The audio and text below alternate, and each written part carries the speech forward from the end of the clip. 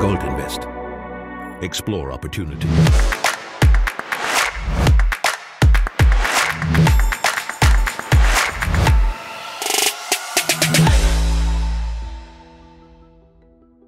Once again at the PDAC, the biggest mining show in the world in Toronto. I just heard, Guy, you've been coming here for 40 years. For me, it's only been 15, but it's still worthwhile and also the good idea or good possibility to get some updates. Before we get into it, we're going to talk about Cerro de Pasco today. Please give those of our viewers that might not have heard the name a very short overview. What's the company about? Okay, very good.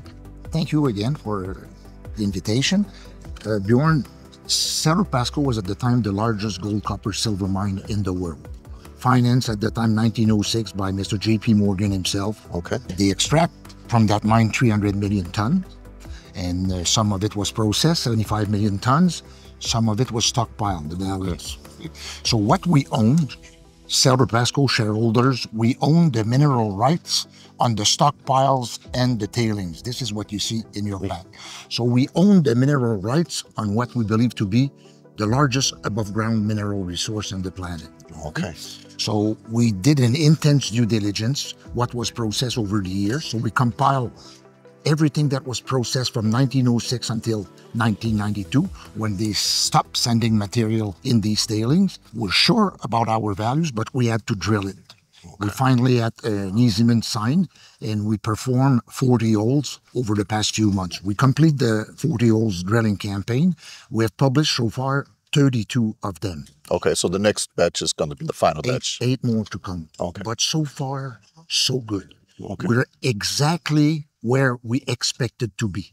We're just a little bit low on copper, but we will catch up on the holes more to the south.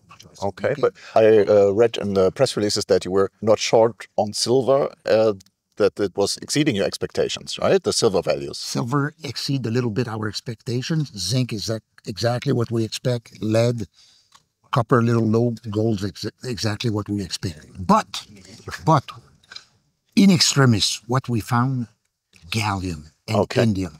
There's a lot of gallium there. There's almost 2 ounces of gallium per ton.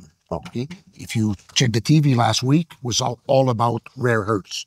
Ukraine, the White House, and so China has banned the exportation of gallium, germanium, and antimony to the United States. Okay. United States desperately need gallium. So gallium will replace the silicone chips. Okay. In the defense application.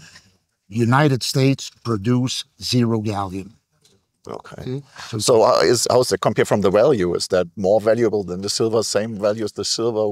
It's about the same as the silver, but what it give us like an in situ value moving from $168 US per ton to $228 US per ton. Yes. So now we're thinking about building our own facilities.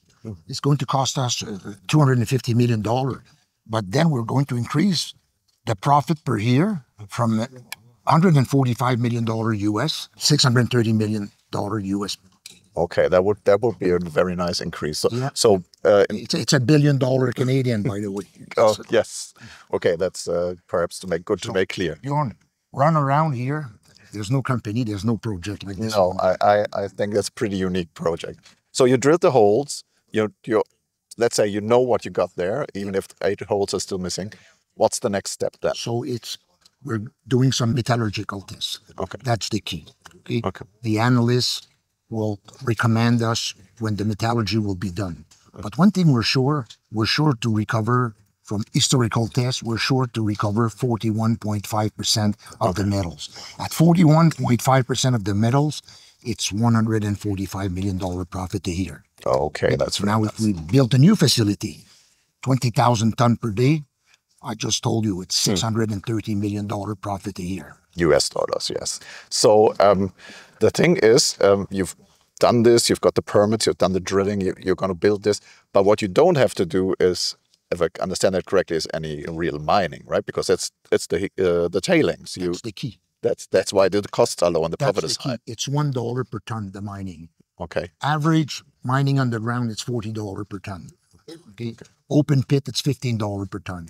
Here, it's $1 per ton. Okay, yeah, that's a big difference, yes. So, no problem of pumping, no block loose, no problem of air, no accident. It's an easy one. It's an easy one. Once you get going, that's going to be impressive, I think. But once it's going to be longer term. Now, metallurgical studies are done. I don't know, are you going to do a PEA or feasibility study before that, or? So we're going right to a PFS. Okay. This is going to be a mine. We're not going to do a PEA. This is a mine.